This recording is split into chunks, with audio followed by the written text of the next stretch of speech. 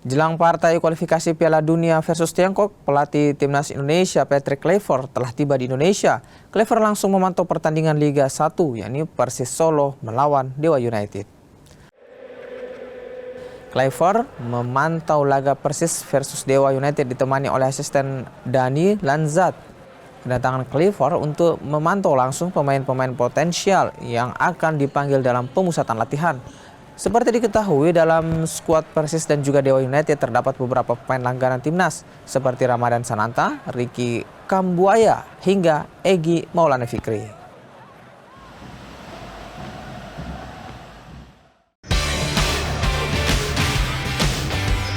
Antusiasme pecinta timnas mulai terasa jelang laga timnas Indonesia melawan Tiongkok di lanjutan babak ketiga kualifikasi Piala Dunia Zona Asia.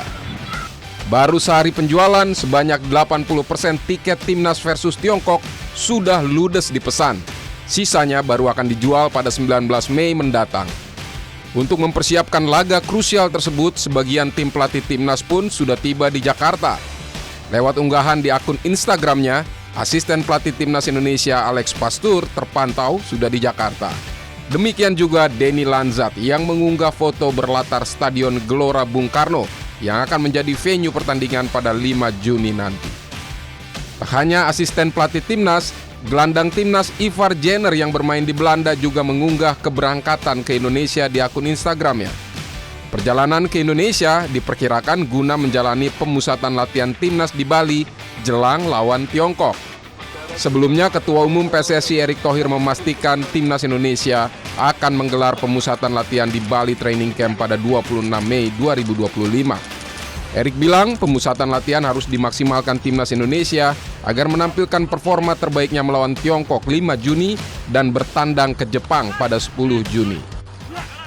Kenapa di Bali? Ya memang kita mendorong pemain untuk menarik dari liburan.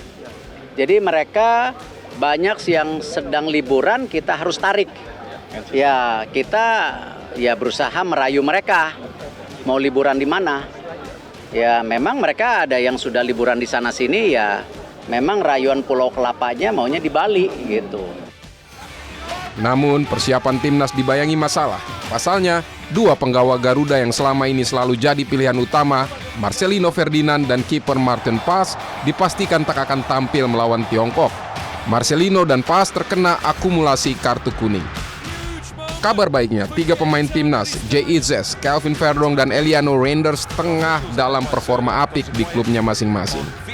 Mengenai taktik, pengamat sepak bola Haris Pardede menyebut timnas harus mewaspadai serangan balik karena timnas kerap kali menguasai pertandingan namun kalah karena serangan balik lawan. Kemungkinan besar China akan track back, akan bertahan. Nah sementara kalau kita lihat selama 8 pertandingan di luar Jepang, kalau kita menguasai ball position, kalau kita dominan, itu kita malah kalah, Mbak. Lawan China di Qingdao misalnya, kita unggul ball position, bertahan tinggi, malah kena counter, kalah. Demikian juga lawan Australia kemarin di Sydney, kita dominan, kita menguasai, bertahannya tinggi, malah kena counter juga.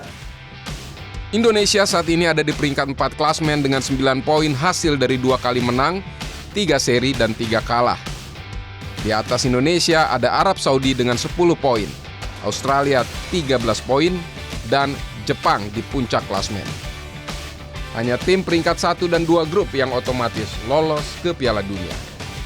Timnas membutuhkan kemenangan lawan Tiongkok untuk membuka lebar peluang ke Piala Dunia. Jika setidaknya bisa menduduki peringkat 3 atau 4, maka timnas berhak kembali berjuang ke babak 4 untuk lolos ke Piala Dunia. Tim Liputan Kompas TV.